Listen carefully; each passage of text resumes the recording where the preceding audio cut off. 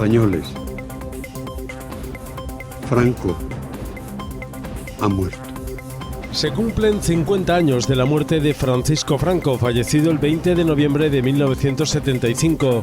Medio siglo después, la figura del dictador sigue despertando reacciones encontradas en toda España, mientras el gobierno organiza centenares de actos para subrayar la vigencia de la democracia y utilizar su imagen como elemento de confrontación.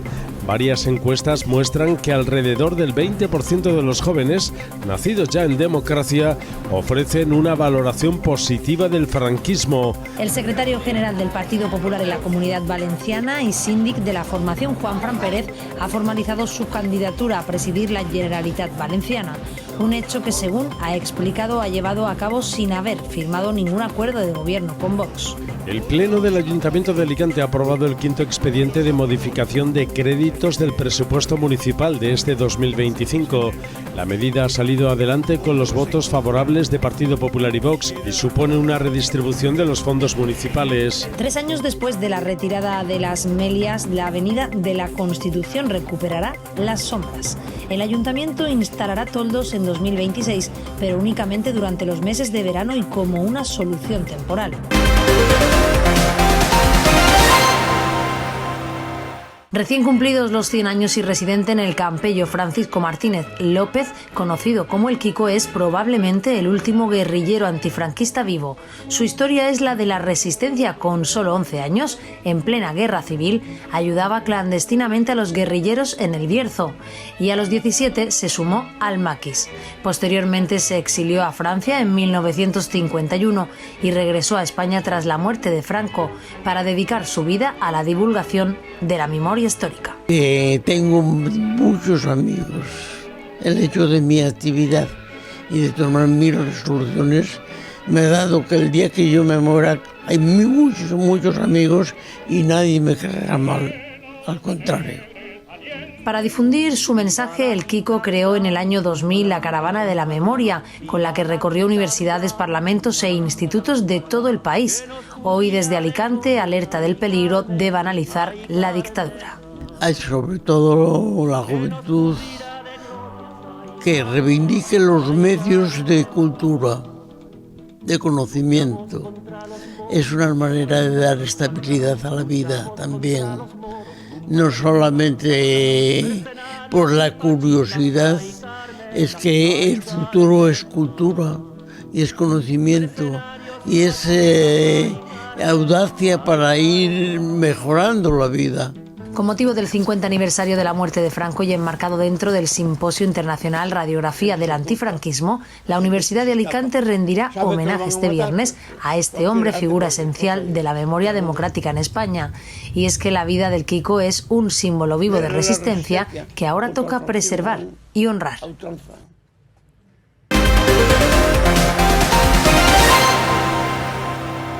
Españoles, Franco ha muerto. Se cumplen 50 años de la muerte de Francisco Franco, fallecido el 20 de noviembre de 1975. Medio siglo después, la figura del dictador sigue despertando reacciones encontradas en toda España, mientras el gobierno organiza centenares de actos para subrayar la vigencia de la democracia y utilizar su imagen como elemento de confrontación.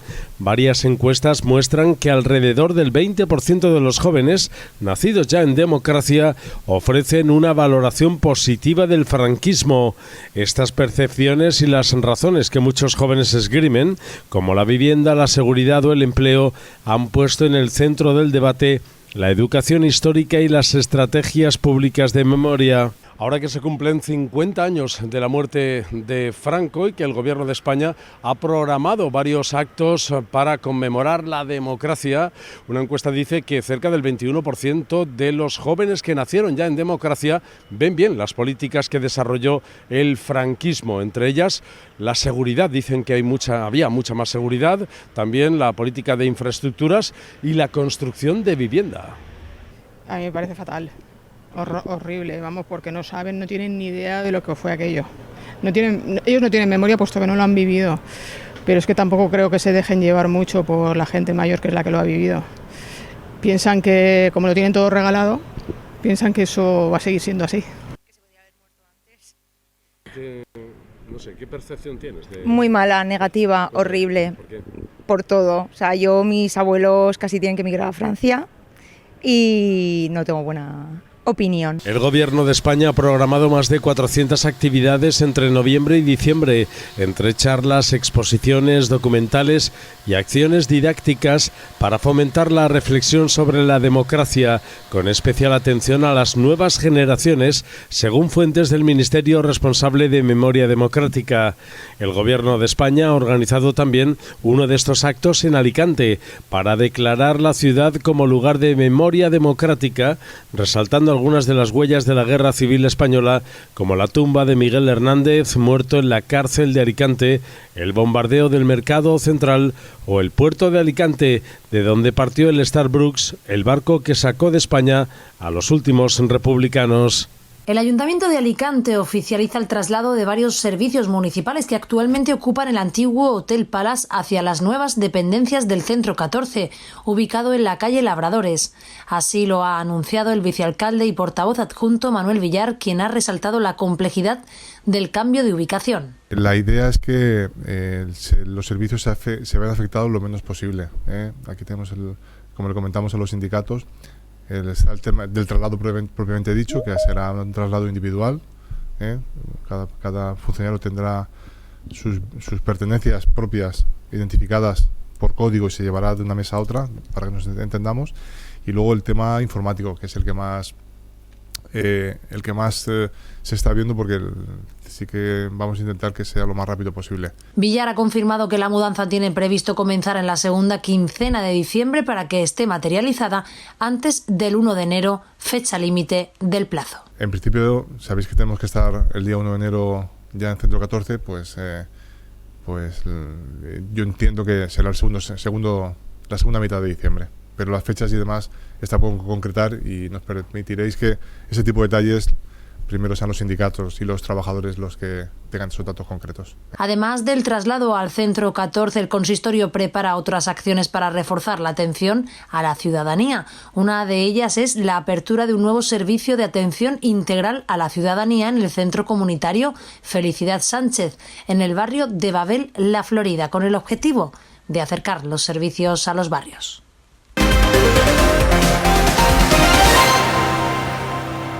Mariana Gómez Sirvent, ginecóloga jubilada y conocida en la ciudad de Alicante por su afición al belenismo, ha cedido parte de su amplia colección de escenas navideñas a la sede del Consell para decorar los espacios institucionales durante estas fiestas de Navidad. Mariana, natural de Catral y vecina del barrio de San Blas de Alicante, atesora cerca de 800 nacimientos de distintos estilos, tamaños y procedencias.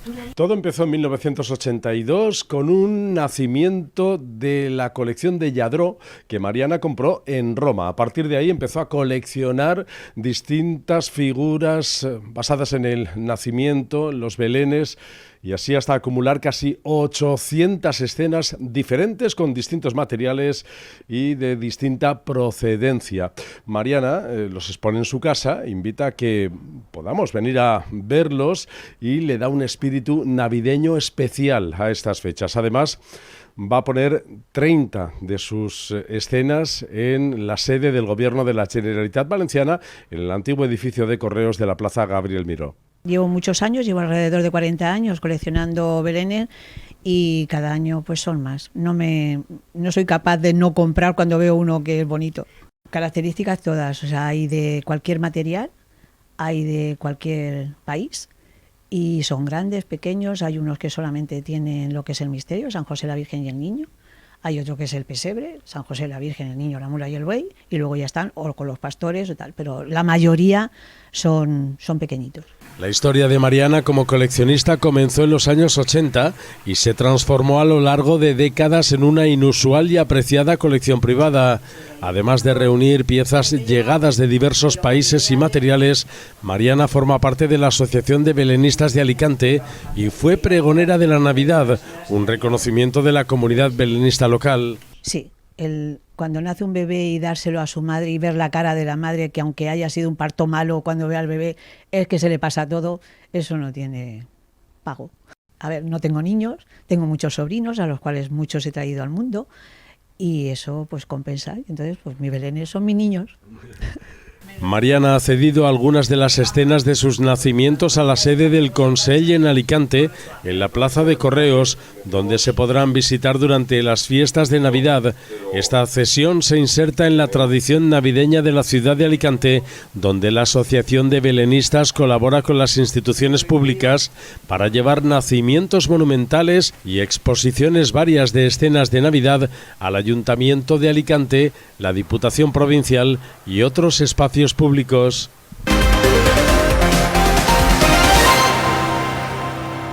Tres años después de la retirada de las melias, la Avenida de la Constitución recuperará las sombras. El Ayuntamiento instalará toldos en 2026, pero únicamente durante los meses de verano y como una solución temporal. El acuerdo impulsado por el pacto entre el equipo de gobierno del PP y Vox llega tras meses de presión por parte de comerciantes y vecinos del centro, que vienen reclamando medidas para mitigar el calor tras la peatonalización del vial y la ausencia de arbolado. La instalación se incluye en la quinta modificación de crédito aprobada en Comisión de Hacienda, con una partida específica de más de 200.000 euros para el Distrito 1. Según explicó Barcala, los toldos cubrirán la avenida durante los meses de mayor calor, con el objetivo de mejorar la experiencia peatonal en uno de los ejes comerciales más transitados del centro. El proyecto se aprobó definitivamente en el pleno extraordinario de este miércoles y, si no se producen retrasos administrativos, los sombrajes volverán a dar sombra en la avenida en el verano de 2026, aunque el equipo de gobierno no ha determinado aún la fecha. Con motivo de la remodelación de esta avenida de la Constitución en Alicante, se retiraron hace ya 3 años las melias que lo presidían. Una sombra que se perdió y que con el tiempo pues han reivindicado, vuelven a reivindicar comerciantes y viandantes de la zona, sobre todo en las épocas de mayor calor. Es por ello por lo que se ha llegado al acuerdo municipal de instalar toldos de manera provisional mientras se da una solución definitiva en los meses de verano. Me parece bien lo de la sombra y me parece bien lo de los toldos. Lo que no me parece bien es que sea de manera provisional, que sea un gasto que se haga ahora y que luego ese gasto se pierda porque no hay conservación. Yo creo que como estoy viendo lo que está pasando en otros sitios, que lo han puesto los toldos y vienen dos ventoleras y los rompen, creo que era una pena poner eso, porque tampoco hay tanto sol aquí. Estupendo, pero que se ha quedado esto maravilloso para pasear, para venir la gente y todo. A mí me gusta mucho, más ahora, que muy bien, que pongan los toldos. La modificación de crédito donde se incluye este proyecto de sombrajes para distintos puntos de la ciudad ha contado con los votos a favor de PP y Vox, en contra de PSOE e Izquierda Unida Podemos y la abstención de Compromís. Proyectos solicitados y muy demandados por las diferentes juntas de distrito, como las mejoras de las plazas de Gabriel Miró y la plaza de Teresa Mas de la Florida, con más de 250.000 euros, la sustitución del ascensor del Raval Roig, tan demandado y necesario para todos los vecinos, los sombrajes en la Avenida Constitución solicitado por vecinos y comerciantes. En esta partida presupuestaria también hay otros proyectos pendientes, como la peatonalización de la plaza del Ayuntamiento, la reforma de los antiguos cines Ava 6 con el fin de poder convertirlos en espacios culturales de producción y ensayo, y la adecuación de espacios museográficos en Casa de la Misericordia para el próximo Museo Internacional en Las Cigarreras. También la mejora de pistas deportivas en la zona norte e infraestructuras y equipamientos culturales.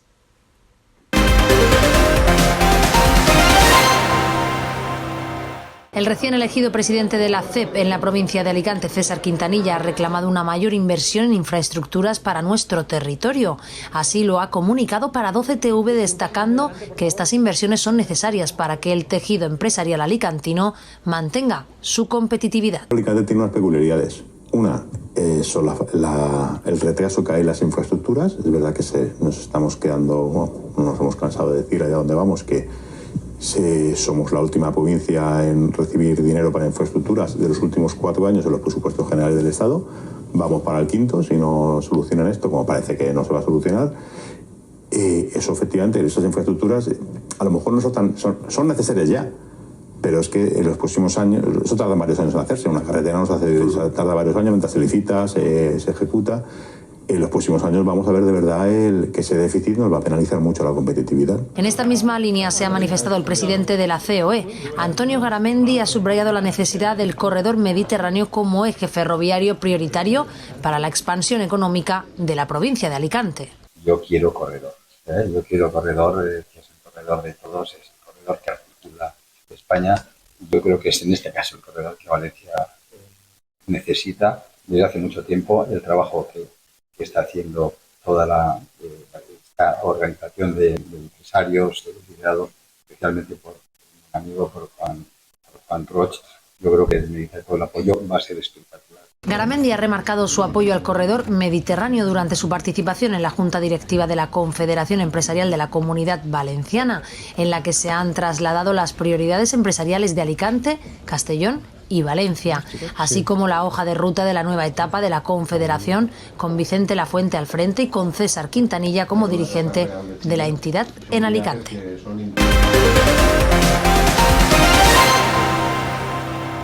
El secretario general del Partido Popular en la Comunidad Valenciana y síndic de la formación, Juanfran Pérez, ha formalizado su candidatura a presidir la Generalitat Valenciana, un hecho que, según ha explicado, ha llevado a cabo sin haber firmado ningún acuerdo de gobierno con Vox. Jo presento esta candidatura sense haver firmat ningún acord de govern. Crec que no toco. Crec que ho he dit abans, que hem mostrat sempre moltíssima solvència a l'hora de buscar acords i a l'hora de lo més important per a la societat, i és tindre estabilitat. I, per tant, fins ara no he trobat res que em faci dubtar de la responsabilitat que ha tingut Vox a l'hora d'entendre que, més enllà de les diferències que es puguen tindre ideològiques, hi ha un sentit de la responsabilitat en afrontar esa reconstrucción. En este sentido, el síndic de Vox en las Cortes Valencianas, José María Llanos, ha apuntado que no es adecuado adelantar los temas que se tratan en las negociaciones, pero ha avanzado que su formación va a contribuir a la estabilidad del gobierno autonómico. Lo que nosotros defendemos son políticas concretas y son las mismas de siempre. Y cuando se está negociando, usted comprenderá perfectamente que no se adelantan los contenidos de las negociaciones. Saben ustedes que negociamos sobre políticas concretas siempre teniendo como punto fundamental y como mira prioritaria el bienestar de los valencianos y la estabilidad que Vox siempre ha dado desde el primer momento. Pérez Llorca ha formalizado su candidatura acompañado por gran parte de los diputados de su grupo parlamentario. Además, durante esta comparecencia se ha presentado el nuevo portavoz del Partido Popular en la Cámara Autonómica, una responsabilidad que ha recaído en el alcoyano Fernando Pastor. A falta de confirmación oficial, el debate de investidura de Pérez Llorca está previsto que tenga lugar la semana que viene. Si todo marcha según lo previsto, el nuevo Ejecutivo Autonómico echará a andar a comienzos de diciembre.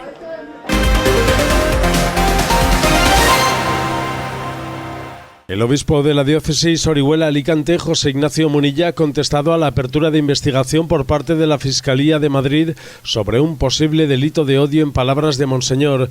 Munilla advierte que obviamente esto no tiene recorrido judicial alguno y que solo persigue amedrentar a la Iglesia para que no se atreva a predicar la buena nueva del amor cristiano, para así intentar imponer el conjunto de la sociedad una antropología de Estado basada en la teoría gender LGTBI. El obispo Munilla asegura no haber recibido ninguna notificación de la Audiencia Provincial de Madrid sobre este asunto y afirma que esto se debe a una maniobra para intentar amedrentar a la Iglesia y callar las voces críticas con las políticas del gobierno. Munilla afirma que cualquier persona de cualquier condición tiene también cabida en la Iglesia.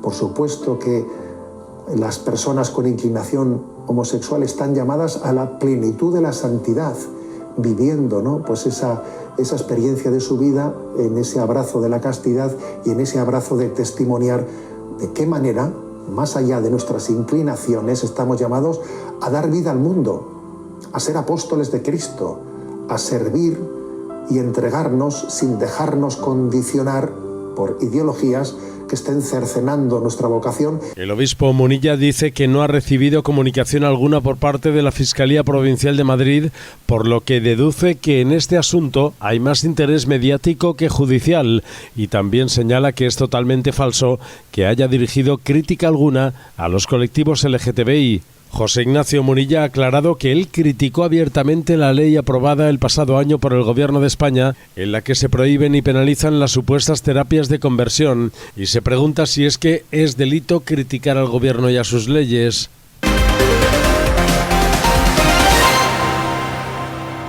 El exsecretario de Organización del PSOE, Santos Cerdán, ha salido este miércoles de la cárcel de Soto del Real, en Madrid, después de que el juez que lo investiga, el Tribunal Supremo, haya acordado su libertad tras pasar casi 5 meses en prisión preventiva. Lo primero que quiero decir es que se están hablando muchas mentiras y hay muchas manipulaciones en cuanto a la interpretación que se hacen de los dos informes sobre mi persona. Yo confío que la verdad se imponga y que al final con esa verdad se haga justicia. La salida de Cerdán de prisión ha causado una catarata de reacciones, las más sorprendentes desde el Gobierno. Tanto Sánchez como Diana Morant han comenzado a marcar distancias con el que hasta hace no mucho fue número 3 del PSOE. El Gobierno de España y también la organización que yo lidero, desde el primer minuto que se conocieron todo este tipo de situaciones, este caso, lo que hemos hecho ha sido, 1, colaborar con la justicia, 2, actuar con contundencia. Y por tanto eso es lo que estamos haciendo y ahora tenemos que dejar a la justicia trabajar. El Partido Socialista, cuando tenemos información veraz, cuando tenemos informes de la UCO que hacen sospechar que se ha cometido algún tipo de irregularidad, apartamos a esas personas porque esas personas no representan al Partido Socialista. Desde el Partido Popular, por su parte, denuncian que la trama de corrupción no solo afecta al propio PSOE, sino que está extendida también al Gobierno en ministerios como el de Transportes, que dirige Óscar Puente. El informe de la UCO también señala que Santos Cerdán se reunió con el actual ministro, con Óscar Puente, para blindar otros nombramientos claves para la trama tras las elecciones generales del 2023. Sí, porque el clan de las primarias siguió operando con total impunidad en el gobierno de Pedro Sánchez hasta la detención de Koldo. Ese día era la mujer de Cerdán quien transmitía a Alonso su alivio, porque entonces solo habían salido los nombres de Koldo y Ábalos.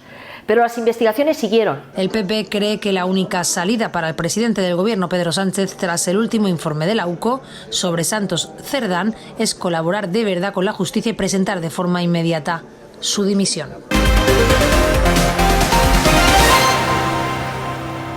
La sección segunda de la Audiencia Provincial de Alicante celebra el juicio contra 6 hombres acusados de estafar a un matrimonio durante la operación de compra de una vivienda unifamiliar ubicada en Benijófar.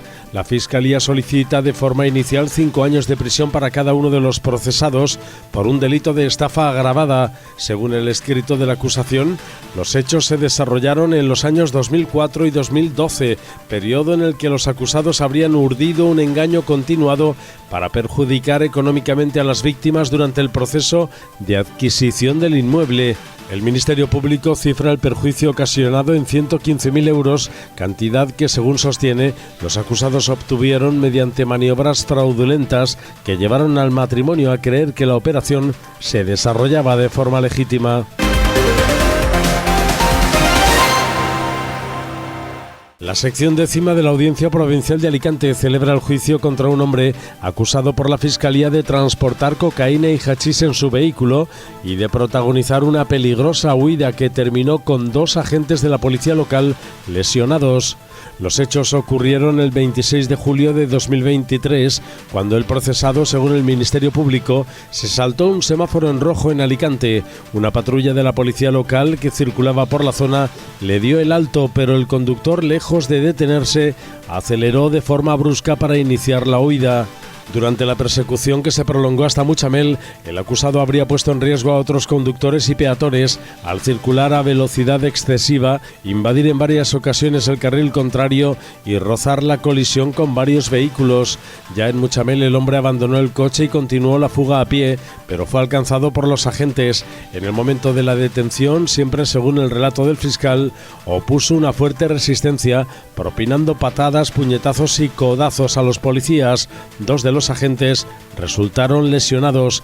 La Fiscalía sostiene además que durante la persecución el acusado arrojó desde el vehículo 2 paquetes que contenían 87 gramos de cocaína y 3 kilos de hachís, supuestamente preparados para su distribución. Por estos hechos, el Ministerio Público solicita una pena de 7 años y medio de prisión por un delito contra la salud pública, así como por los delitos contra la seguridad vial, atentado a agente de la autoridad y 2 delitos de lesiones.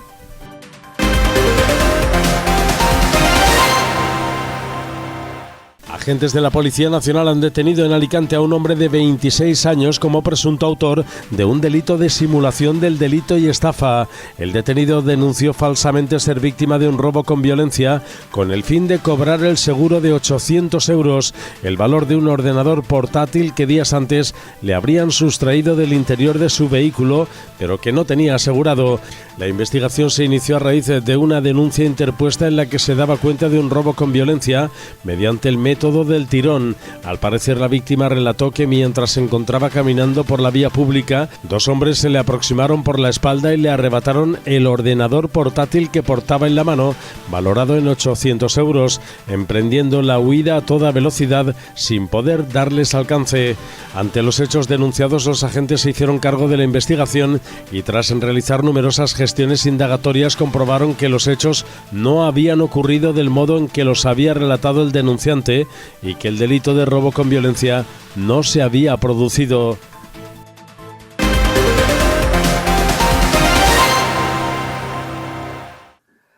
El juez del Supremo que investiga el caso Koldo ha decretado la puesta en libertad del exsecretario de Organización del PSOE, Santos Cerdán, en prisión desde el 30 de junio, al considerar que ya no hay riesgo de destrucción de pruebas, pese a que se han fortalecido los indicios contra él y le ha impuesto medidas cautelares.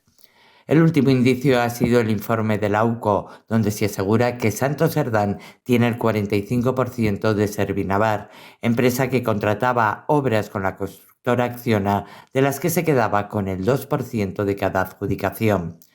La UCO ha puesto el foco en la presunta contratación de familiares del exdirigente del PSOE en esta empresa, como sería el caso de su hermana y su mujer, sin que conste que esta última trabajara. La empresa Servinavar también sufragaba gastos corrientes de la familia de Santos Cerdán y consta en el informe la preocupación de su dueño Anchón Alonso por el elevado nivel de gastos de la mujer de Cerdán. Por todo esto, la corrupción se ha colado en el Congreso una sesión más. Partido Popular y Gobierno Socialista se la han echado en cara. Caso Koldo versus caso Mascarillas de Almería, que ayer llevó a prisión al presidente y al vicepresidente de la Diputación de Almería, y ya hay 8 imputados, todos ellos del Partido Popular.